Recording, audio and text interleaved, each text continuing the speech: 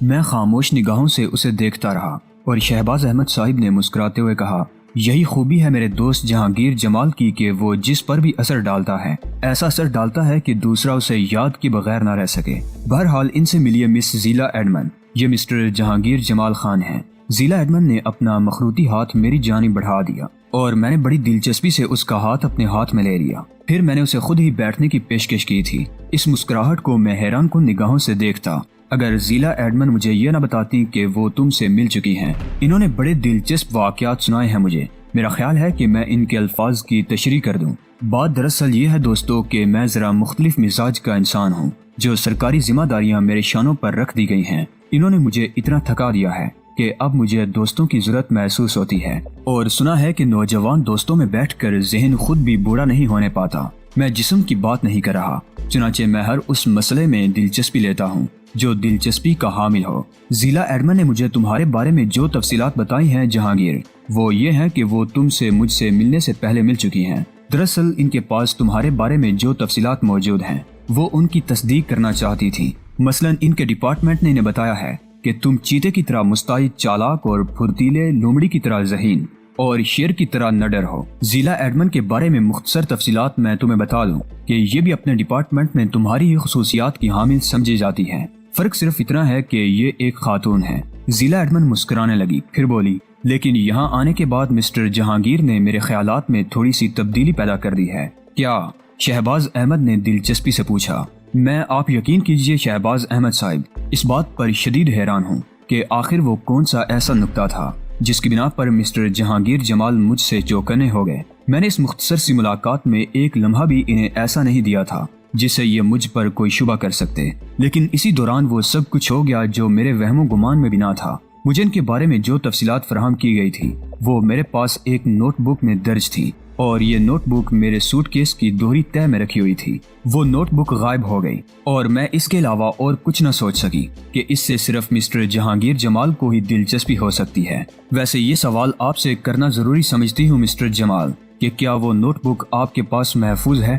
اس سے پہلے ایک اور سوال میرے ذہن میں ہے مس ایڈمن، میں نے کہا، کیا آپ کی آمد یہاں کس سلسلے میں ہوئی ہے؟ اس کا جواب دینے کا ذمہ دار میں ہوں۔ مس ایڈمن ایک انتہائی اہم معاملے میں یہاں پہنچی ہیں اور میں اس کی تفصیلات تمہیں بتاؤں گا۔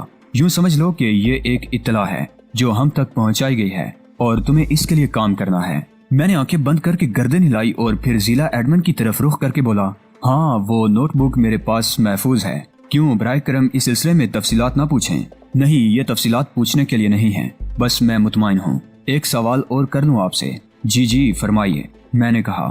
کیا آپ کو میرے بارے میں کچھ اور بھی معلوم ہو سکا تھا؟ مس ایڈمن، مجھے آپ کے بارے میں مکمل تفصیلات معلوم ہیں اور میں اس کا اظہار کیے دیتا ہوں، میں نے کہا، اور زیلا ایڈمن سے متعلق آفتاب کمال نے جو معلومات مجھے فراہم کی تھی وہ اس کے سامنے دہرا دی۔ نہ صرف زیلا ایڈمن بلکہ شہباز احمد صاحب کے چہرے پر بھی تحسین کے آثار تھے۔ زیلا ایڈمن نے میرے خاموش ہونے کے بعد کہا، میں بہت مطمئن ہوں اور حیران بھی۔ کیا جو تفصیلات آپ کے بارے میں بتائی گئی ہیں مس ایڈمن درست ہیں؟ جی شہباز احمد صاحب، وہ بالکل درست ہیں، اور یقین کیجئے یہ تفصیل عام نہیں ہے۔ بہرحال مسٹر جہانگیر کے اپنے کچھ ذرائع ہوں گے، وہ ذرائع جو میری نوٹ بک میرے پاس سے غائب کر سکتے ہیں۔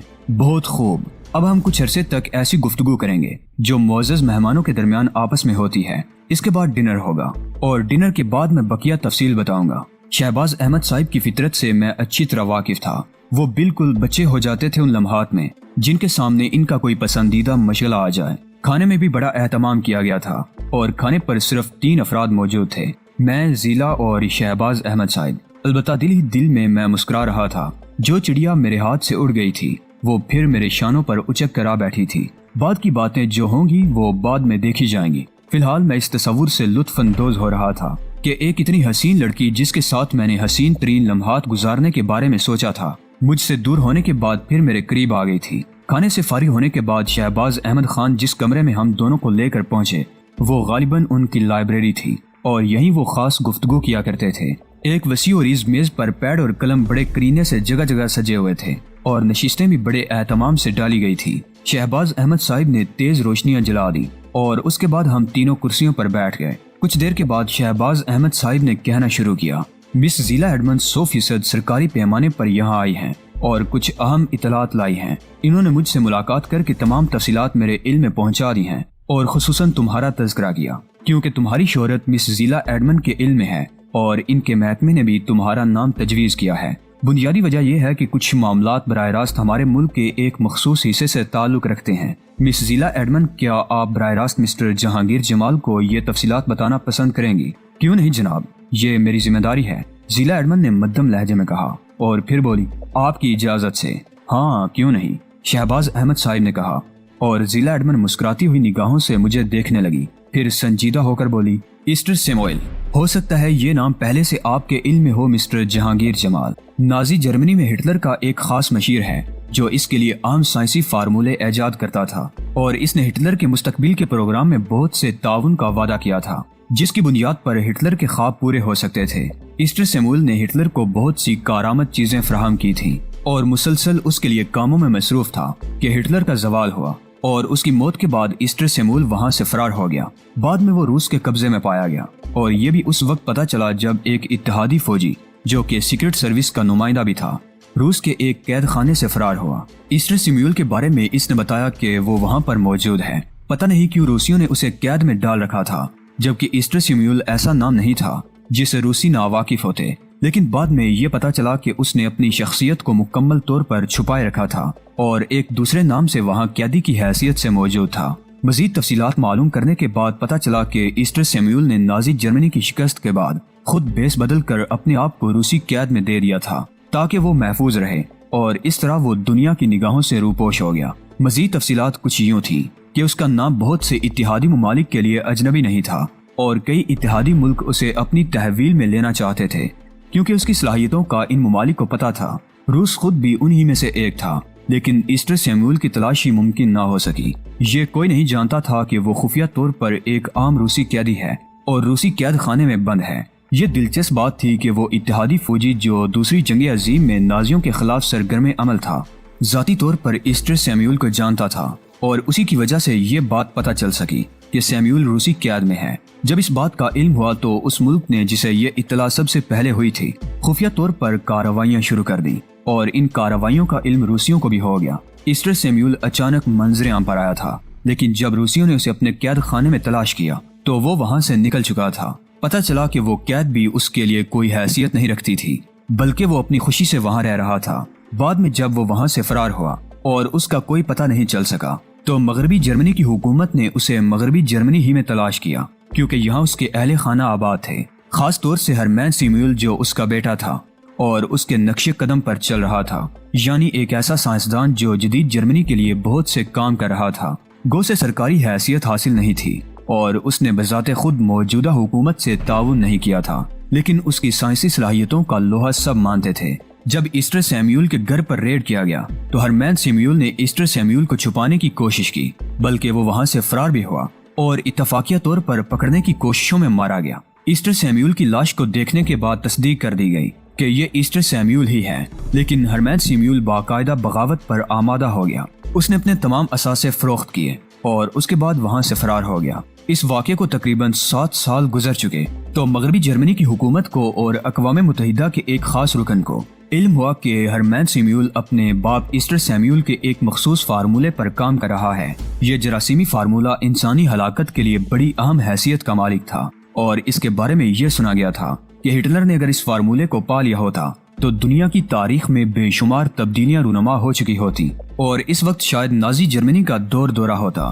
بھرطور جراثیمی ہتھیاروں کا ایک ٹیوب ایک ملک کے ہاتھوں فروخت کیا گیا جو جنگی صلاحیتیں حاصل کرنے کے لیے سر توڑ کوششیں کر رہا تھا۔ اس ملک میں ان جراثیمی ہتھیاروں کی تیاری شروع ہو گئی، لیکن بات چھپی نہ رہ سکی، اور اسی سلسلے میں ہرمین سیموئل کا نام سامنے آیا۔ ہرمین سیموئل کی تلاش میں دنیا کے کئی ممالک کوششیں کر رہے ہیں اور ہر قیمت پر اسے گرفت میں لینے میں کوشاں ہیں۔ اس کی بنیادی وجہ یہ ہے کہ ہرمین سیموئل کی زندگی انسانی ہلاکت کے لیے بدترین ہے، اور اگر اس نے اپنا یہ جراثیمی فارمولہ عام کر دیا تو دنیا کے کئی جنگ باز ملک ان جراثیمی ہتھیاروں کی تیاری شروع کر دیں گے، اور نتائج جو کچھ بھی ہیں وہ آپ لوگوں کے سامنے ہیں۔ خصوصی طور پر کئی ممالک کی ایک مشترکہ ٹیم تیار کی گئی اور وہ اپنی معلومات کا تبادلہ کرنے لگے۔ ان میں سے کچھ ملک ایسے بھی ہیں جو خفیہ طور پر الگ کارروائیاں بھی کر رہے ہیں، یعنی ان کے نمائندے اس ٹیم میں شامل ہیں اور اپنی اپنی معلومات انسانیت کی بقا کے لیے دوسروں کو دے رہے ہیں، لیکن درپردہ ان کی کوشش یہ ہے کہ ہرمین سیموئل ان کے قبضے میں آ جائے اور اس سے وہ جراثیمی فارمولا حاصل کر لیا جائے۔ ہرمین سیمیول کے بارے میں کوئی اہم اطلاع ابھی تک نہیں ملی تھی، لیکن کچھ دن پہلے آپ کے اس ملک کے ایک مخصوص علاقے میں جو سرحدی خانہ بدوشوں کا علاقہ تصور کیا جاتا ہے، کچھ سیاح جن کا تعلق مغربی جرمنی سے تھا اور جو قدیم خانہ بدوشوں کی زندگی پر ریسرچ کر رہے تھے، خصوصاً مشرق کے خانہ بدوشوں پر، انہوں نے خانہ بدوشوں کے ایک علاقے کی تصویر کشی بھی کی تھی، اور ایسی ہی تصویر کشی کے دوران مغربی جرمنی کے ایک مشہور سیاح نے چند تصاویر بنائی اور انہیں حکومت مغربی جرمنی کو پیش کیا۔ گو یہ صرف ایک ثقافتی معاملہ تھا، لیکن اس تصویر میں جو کچھ دیکھا گیا وہ انتہائی ہولناک تھا، یعنی ہرمین سیمیول کو ان خانہ بدوشوں کے روپ میں اس تصویر میں دیکھ لیا گیا۔ بعد میں اس تصویر پر، جس میں ہرمین سیمیول کی تصویر بہت مدھم تھی، اعلیٰ پیمانے پر کام کیا گیا اور اس کے اتنے بڑے بڑے انلارجمنٹ تیار کر لیے گئے کہ اسے پہچاننے میں کوئی دقت نہ ہو، اور تمام تر شواہد اور ثبوت یہی ملے کہ وہ ہرمین سیمیول ہی ہے اور ان علاقوں میں پوشیدہ ہے۔ خانہ بدوشوں کے اس دور دراز کے علاقے میں ہرمین سیمیول کیا کر رہا ہے، یہ بات ظاہر ہے اب کوئی نہیں جانتا، لیکن دعوے سے یہ کہا جا سکتا ہے کہ اس نے یہ محفوظ علاقہ منتخب کر کے یہاں سے اپنی کارروائیاں شروع کی ہیں، اور اس کی اطلاع ابھی صرف ہمارے پاس ہے۔ ہو سکتا ہے کچھ دوسرے ممالک بھی اس کی بنک پا چکے ہوں، لیکن بظاہر ابھی اس کا اندازہ نہیں ہوتا۔ تاہم کچھ ایسے مدھم ثبوت ضرور ملے ہیں کہ کچھ اور لوگوں نے ادھر ہی کا رخ کیا ہے، لیکن چونکہ ابھی باقاعدہ اس سلسلے میں کوئی ٹھوس ثبوت نہیں مل سکا، اس لیے ہم خوف زدہ نہیں ہیں۔ میری حکومت نے خصوصاً مجھے یہاں اس لیے بھیجا ہے کہ میں آپ لوگوں کو یہ تفصیل بتا کر ہرمین سیمیول کی نشاندہی کر دوں اور آپ سے اس مسئلے میں مدد مانگوں۔ میں خاموشی سے زیلا ایڈمن کی داستان سن رہا تھا۔ شہباز احمد صاحب اس دوران مکمل طور پر خاموش رہے تھے اور انہوں نے اس سلسلے میں کوئی دخل نہیں دیا تھا۔ تب میں نے زیلا ایڈمن سے کہا، آپ کے پاس وہ تصویر موجود ہے؟ ہاں، اس کے چند چھوٹے چھوٹے فوٹوگراف میں لائی ہوئی ہوں، اور مجھے مسرت ہے کہ اتفاق سے میں انہیں اپنے پاس ہی محفوظ رکھ سکتی ہوں، ورنہ جناب جہانگیر جمال شاہ وہ بھی شاید آپ کی تحویل میں پہنچ گئے ہوتے۔ میں نے مسکرانے کے علاوہ اور کچھ نہ کیا۔ زیلا ایڈمن نے وہ چھوٹے فوٹوگراف نکال کر میرے سامنے رکھ دیے۔ سرخ دائرے میں ایک چہرہ نظر آ رہا تھا جو ہرمین سیمیول کا تھا، اور میں اس چہرے کو بغور دیکھتا رہا۔ پھر میں نے فوٹوگراف شہباز احمد صاحب کی طرف بڑھا دیا اور وہ بھی اس کا جائزہ لینے لگے۔ میں نے ان سے کہا، جناب عالی، اب اس سلسلے میں میری اپنی خدمات کا تعین فرمائیں گے آپ؟ شہباز احمد صاحب چونک پڑے اور انہوں نے کہا، میں تو اس داستان میں ایسا کھو گیا کہ باقی سب کچھ بھول گیا۔ ہاں، جہاں تک مس زیلا ایڈمن کی آمد کا معاملہ ہے، اعلیٰ سرکاری حکام کو اس کے بارے میں تمام تر تفصیلات معلوم ہیں۔ اس سلسلے میں جو معلومات تمہیں حاصل ہوئی ہیں وہ میں نے ذاتی طور پر زیلا ایڈمن کی خواہش کے مطابق کی ہیں۔ باقی رہا چند اور معاملات کا تعلق، اور بعد میں یہ فیصلہ کیا جا سکتا ہے کہ ہم مزید کیا کر سکتے ہیں۔ زیلا ایڈمن نے کہا، یقیناً جناب، بلکہ میں سمجھتی ہوں کہ میری حکومت کی طرف سے باقاعدہ ضروری اشخاص سے گفتگو کی جا چکی ہوگی، اور جب آپ ان سے رابطہ قائم کریں گے تو اس کا فیصلہ ان کے پاس ہوگا، لیکن ہمیں آپ کے حکم کا انتظار کرنا ہے، اور اس دوران اگر آپ اجازت دیں تو میں کسی پرائیویٹ جگہ قیام کر لوں۔ ہاں، کیوں نہیں؟ میرا خیال ہے یہ احکامات حاصل کرنے میں مجھے بہت زیادہ وقت نہیں لگے گا، بلکہ میں تو یہ ذمہ داری اب جہانگیر جمال ہی کے سپرد کرتا ہوں، وہی آپ کے قیام کے لیے معقول بندوبست کریں گے۔ میرے ہونٹوں پر مسکراہٹ پھیل گئی اور میں نے گردن خم کر کے کہا، ایک معزز مہمان کے سلسلے میں جو ذمہ داریاں مجھے سونپی جائیں گی میں انہیں بخوشی پورا کرنے کی کوشش کروں گا۔ زیلا ایڈمن کی آنکھوں میں شرارت ناچنے لگی۔ اس کے بعد شہباز احمد صاحب نے تھوڑی دیر تک مزید گفتگو کی اور ہمیں آئندہ کا پروگرام سمجھایا۔ پھر ہم دونوں کو رخصت کرتے ہوئے کہا، مجھے یقین ہے کہ تم زیلا ایڈمن کے لیے معقول ترین بندوبست کرو گے اور اس سلسلے میں کوئی کوتاہی نہیں ہوگی۔ بعد میں آپ مس ایڈمن سے اس سلسلے میں سوالات کر سکتے ہیں جناب، میں نے کہا، اور شہباز احمد صاحب نے گردن ہلا دی۔ زیلا ایڈمن کو میں اپنی کار ہی میں وہاں سے لے کر چلا تھا۔ راستے میں اس نے مسکراتے ہوئے کہا، آپ کی وجہ سے مجھے ہوٹل دلکشا چھوڑنا پڑا، اب آپ میرے لیے قیام کی کون سی جگہ منتخب کرتے ہیں؟ میں اب آپ کی تمام ذمہ داریاں سنبھال چکا ہوں مس ایڈمن، چنانچہ آپ کو بے فکر ہو جانا چاہیے۔ ایڈمن نہ جانے کس خیال کے تحت ہنس پڑی۔ بہرحال میں نے 5 اسٹار ہوٹل ناروے میں اس کے لیے ایک خوبصورت کمرہ حاصل کیا، اور تھوڑی دیر کے بعد ہم اس کمرے کی خوبصورتی پر تبصرہ کر رہے تھے۔ زیلا ایڈمن نے کہا، بلا شبہ یہ بہت مہنگا ہوگا لیکن نہایت خوبصورت ہے۔ میں تو حیران ہوں کہ اس ملک میں اتنے حسین ہوٹل بھی موجود ہیں۔ میں نے مسکرانے کے سوا اور کچھ نہ کیا۔ تب زیلا ایڈمن کہنے لگی، کیسی دلچسپ بات ہے، دراصل تمہارے سلسلے میں جرمن سیکرٹ سروس کے ریکارڈ میں بہت سی اہم باتیں درج ہیں، اور تمہیں وہ پہلا سیکرٹ ایجنٹ کہا جاتا ہے جس نے راتوں رات بہترین کارروائی نمایاں انجام دے کر بہت بڑا مقام حاصل کر لیا ہے۔ میں ہنس پڑا۔ دراصل مجھے یہ یاد آ گیا تھا کہ میں فطری طور پر قطعی سیکرٹ ایجنٹ نہیں ہوں اور نہ ہی میں نے اس سلسلے میں کوئی تربیت حاصل کی ہے۔ زندگی کے کسی دور میں یہ نہیں سوچا تھا کہ سرکاری پیمانے پر ایسے کسی جھگڑے میں ملوث ہو جاؤں گا۔ نہ تیمور جمال صاحب میرے راستے روکتے اور نہ میرا رخ اس جانب ہوتا۔ بھرطور یہ تو ان کی محبت ہے کہ انہوں نے مجھے چند ہی دنوں میں یہ مقام دے دیا تھا۔ میں نے ضلع ایڈمن سے کہا، میں شاید تم لوگوں کی ذہانت کے مقابلے میں کچھ بھی نہیں ہوں، تاہم تمہارا شکریہ۔ خیر جو کچھ تم ہو اس کا تجربہ تو میں کر چکی ہوں۔ یقین کرو وہ نوٹ بک غائب دیکھ کر میں حیران رہ گئی تھی اور بہت دیر تک مجھے اپنی ذہنی حالت پر قابو نہ رہا۔ میں یہ سوچتی رہی کہ آخر مجھ سے یہ کہاں غلطی ہوئی ہے جس کی بنیاد پر تم میری طرف سے مشکوک ہو گئے۔ اس کے علاوہ تو اور کوئی بات سوچ بھی نہیں سکتی تھی کہ نوٹ بک غائب کرنے میں تمہارے علاوہ کسی اور کا ہاتھ ہے۔ میں نے مسکرانے کے علاوہ اور کوئی جواب نہ دیا۔ پھر میں نے ضلع ایڈمن سے کہا، بات کچھ بھی ہو مس ایڈمن، آپ کم از کم مجھے اس بات کی داد ضرور دیں گی کہ آپ مجھے پسند آئی تھی اور میں نے آپ سے دوستی کی جانب قدم بڑھائے تھے تو آپ کو آپ کے فرار ہونے کے باوجود زیادہ دیر تک دور نہ رہنے دیا۔ ضلع ایڈمن ہنس پڑی، پھر بولی، نہیں میں یہاں آپ سے متفق نہیں ہوں مسٹر جمال، کیونکہ مجھے تو آپ تک پہنچنا ہی تھا۔ اس میں بھی میرے کچھ جذبے ہی کو دخل تھا۔ میں نے مقامی داؤ مارا اور یہ داؤ اس کے لیے اجنبی تھا۔ ویسے بھی ان غیر ملکی لڑکیوں میں ایک خوبی ہمیشہ ہی نمایاں مجھے نظر آئی، زندگی کی ضرورتوں کو یہ بہت دور سے نہیں دیکھتی اور انہوں نے اپنے اوپر بلا وجہ کی اخلاقی خول نہیں چڑھا رکھے۔ میں یہ نہیں کہتا کہ مشرق کی یہ روایات بری ہیں، لیکن مغرب کو اگر ان کی روایات سے ہی چوپٹ نہ کیا جائے تو اس کا مقصد ہے کہ مشرق اپنا فرض پورا نہیں کر رہا، اور بھرطور یہ فرض مجھے پورا کرنا تھا، اور اس فرض میں ضلع ایڈمن کی فراخ دلی میری معاون رہی اور ہم بہت ہی گہرے دوست بن گئے۔ میں دوسری صبح ہی وہاں سے واپس آیا تھا، فلیٹ پہنچا، ضروری تیاریاں کی اور ابھی دفتر جانے کا فیصلہ ہی کر رہا تھا کہ آفتاب کمال میرے پاس پہنچ گیا۔ میں نے مسکراتے ہوئے اس کا خیر مقدم کیا تھا۔ آفتاب کمال نے کہا، سر رات کو میں بہت دیر تک آپ کو تلاش کرتا رہا، خیریت؟ ہاں، اس کی ہدایت مجھے شہباز احمد صاحب نے دی تھی، مگر کل رات کو تو میں شہباز احمد صاحب کے ساتھ ہی تھا۔ جی ہاں، جب آپ ضلع ایڈمن کو وہاں سے لے کر چلے تو آپ نے یہ نہیں بتایا تھا کہ آپ اس کے قیام کا بندوبست کہاں کریں گے۔ میں نے بھی خصوصاً اس پر زور دیا کہ آپ کو تلاش کرتا، جبکہ شہباز احمد صاحب نے کہا تھا کہ آپ سے رابطہ بے حد ضروری ہے سر۔ یہاں آپ سے تعاون کرتے ہوئے میں نے صبح کا انتظار ضروری سمجھا۔ ویسے اگر میرا اندازہ غلط نہیں ہے تو آپ کسی 5 اسٹار ہوٹل میں ہوں گے، جیسے ناروے یا نہیں، بس یا کی ضرورت نہیں، تمہارا پہلا اندازہ ہی بالکل درست ہے سر۔ میں ناروے جا کر آپ کو فوری طور پر تلاش کر سکتا تھا، لیکن میرا تعاون، اس کے لیے بے حد شکریہ آفتاب کمال، میں نے مسکراتے ہوئے کہا، اور پھر بولا، مگر فوری طور پر شہباز صاحب کو میری ضرورت کیوں پیش آ گئی؟ اس سلسلے میں انہوں نے مجھ سے کچھ نہیں کہا۔ اچھا خیر چھوڑو، یہ بتاؤ، ایک نام لیتا ہوں تمہارے سامنے، اس کی کچھ تفصیلات تمہارے علم میں ہیں؟ فرمائیے۔ Easter Samuel. آفتاب کمال نے آنکھیں بھینچ لی، چند لمحات سوچتا رہا، پھر بولا، زیادہ عرصہ پرانی بات نہیں ہے، وہ روسی قید سے فرار ہو گیا تھا، ہرمین سیمیول۔ ہاں، اس کا بیٹا تھا جو مغربی جرمنی سے غائب ہو چکا ہے۔